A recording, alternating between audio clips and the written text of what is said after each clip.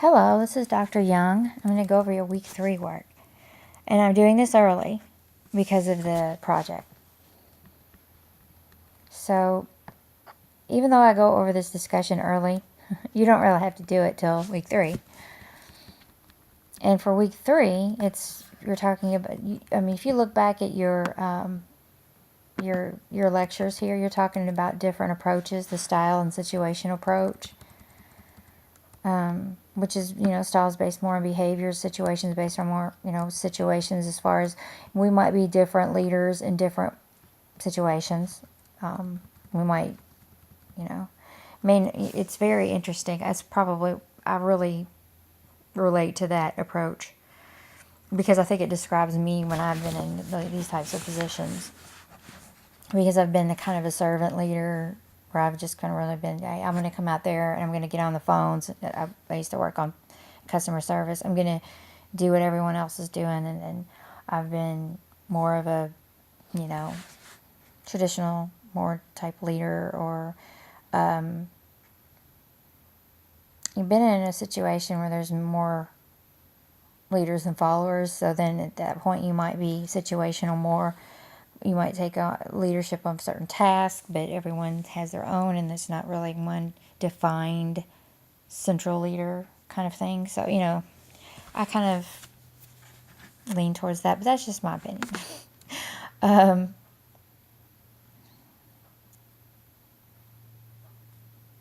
So we're going to, for your discussion, compare the trait and skill approaches to the style approach.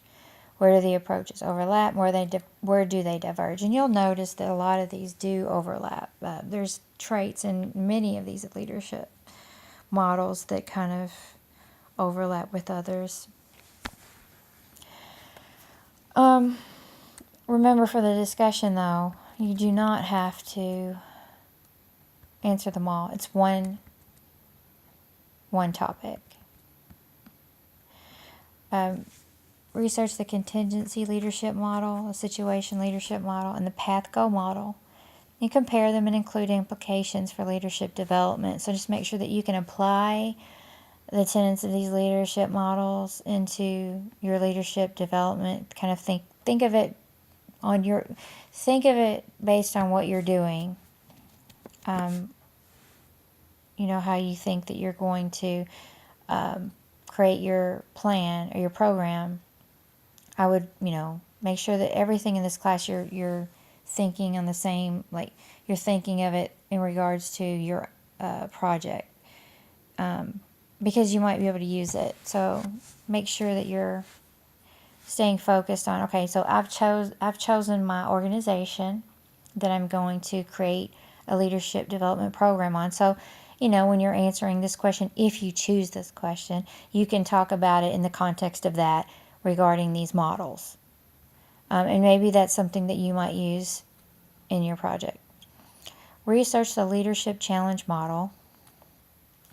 There's a supplemental lecture in the assigned readings of this week, so make sure that you start there, but then you can go on and use credible sources, from the SUO library. Excuse me, I'm losing my voice.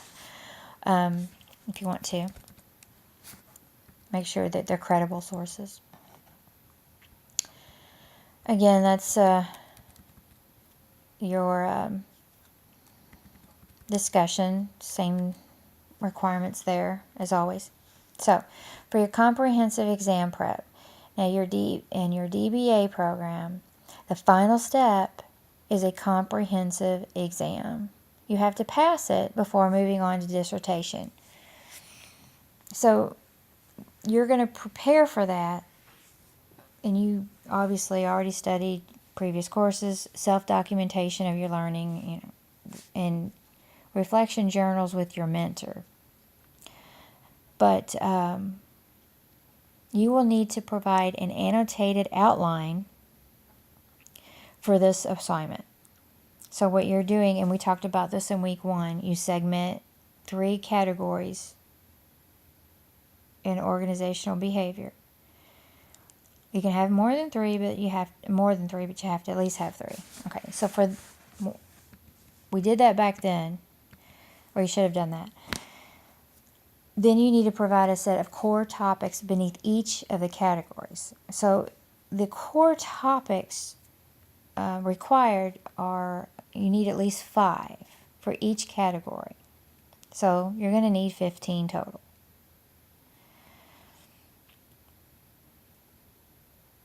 You may have more than 5 topics for each category. And you probably will have more eventually, but for the assignment only. Minimum 15. Now so you need to make sure that you have one annotated resource for each core topic.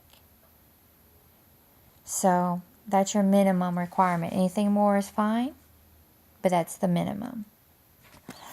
And then basically you need to, synthesize key learnings from working on the guide. So what did you learn by doing this?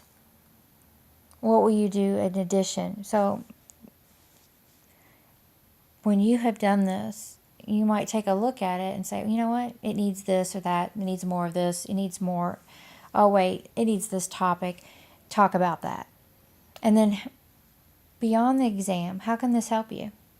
Beyond the exam.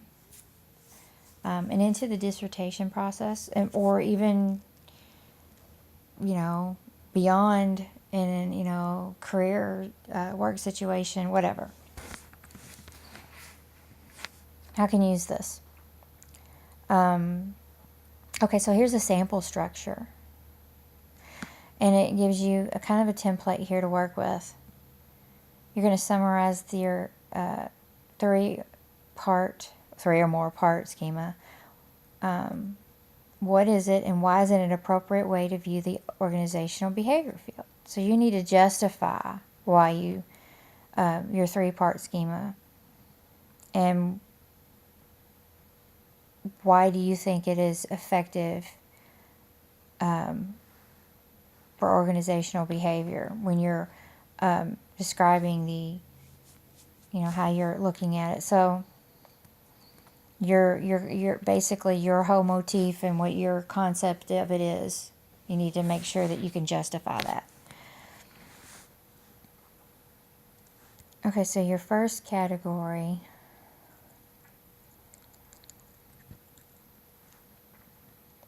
and then you're going to see you've got your template here, your topic, definition, description, and overview, 2 to 3 sentences, and then your resource, and just make sure that it's properly formatted. And then what are your key insights about the topic from that source? So you're going to do it with each one. And I'm sorry, they do give you this example here.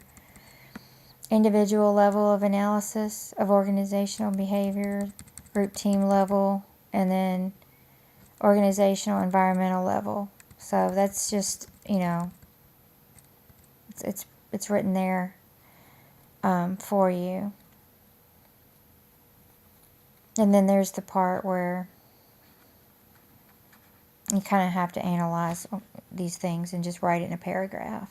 It's a 6 to 8 page Microsoft Word document, of course.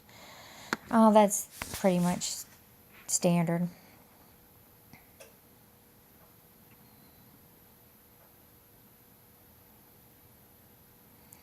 But make sure that you have your 3, and this is, that you're set on that. These 3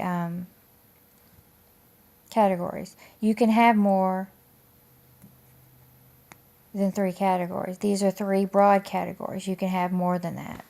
I don't want to limit you, but I just want to make sure that I get the minimum. I would recommend more, because the more that you provide, the better study guide that you're going to have. So I would highly recommend that you do more than that. But so that's about it on that. If you have any questions or concerns, let me know. I know that's kind of I would get started on that early if I could, because you're going to have to do a lot of research, obviously. You've got 15 sources to find, or unless you happen to find one that has, more than 2 topics, but like when your source has 2 of the topics or whatever, but that may not be the case. So anyway. Okay, let me know if you have any questions, and have a great week. Thank you.